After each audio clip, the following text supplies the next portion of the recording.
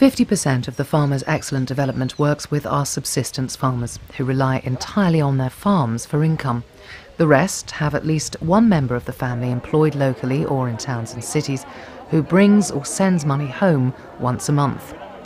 After basic necessities are bought, such as salt, sugar, soap, tea, paraffin, etc., a family's prime income focus is to raise secondary school fees for their children. Farmers need to create a sustainable food source and income from their farms. The philosophy of excellent development in terms of income generation is to make sure that farmers keep control of their own destiny. When people grow coffee, where they have to put a lot of time and money into growing the crop, when they don't even know whether they're going to get the money at the end, and they certainly don't know what price they're going to get for it, and they know that there's only one place that they have to sell it, doesn't give anybody any pride or ability to control their own lives. One of the other things is that it's vital that actually preventing yourself from spending money is just as important as earning money, because they amount to the same thing. Excellent encourage farmers to focus their income-generating activities on growing more of the food they eat instead of just 2 or 3 crops, and selling any surpluses. Selling can be done locally, so this leaves the farmer in control of what to sell and at what price.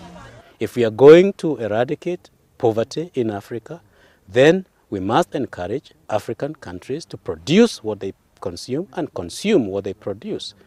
Sand dams enable farmers to look at diversifying into vegetables, improving nutrition and providing income-generating opportunities.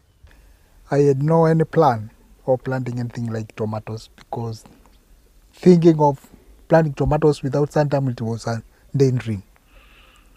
But when Excellent Development came and had shown the sites and we constructed that sand dam, is when my mind started awakening up. First time I planted 140 plants. That one we hit around here. Community were coming to buy more of them. Next time I planted 350. But last one, that one I got something. What did you get? 2,800 shillings, Kenyan shillings, whereby I used to take the tomatoes to school, where my child is schooling. Then it was counted as a money, because that tomato is cooked to school. An example of how successful this can be is Kola Market in Machakos district.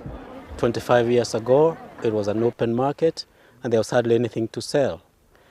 Every Friday, like today, there's a great deal of produce that is coming from here, and this community has learned to produce what they consume and to consume what they produce. What they produce, if they consume and there's a surplus, they export. And if there's a deficit, they import. That is what basic economics is all about. Farmers also have opportunities to improve incomes through increased egg, milk and meat production.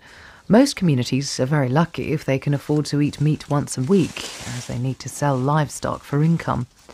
Fodder from trees reduces the cost of feeding livestock and improves milk yields. Excellent has also helped the poorer communities establish a sustainable goat improvement programme with a breed of goat which provides 4 times the milk yield of local goats. One group started life as a beekeeping project, which, through Excellent Development's workshops and exchanges, has helped other groups to take up the challenge of producing honey, both healthy and income-generating. Excellent trains them and provides modern beehives to increase yields. In the longer term, farmers can focus on cash crops, which also improve health and conservation in the local community.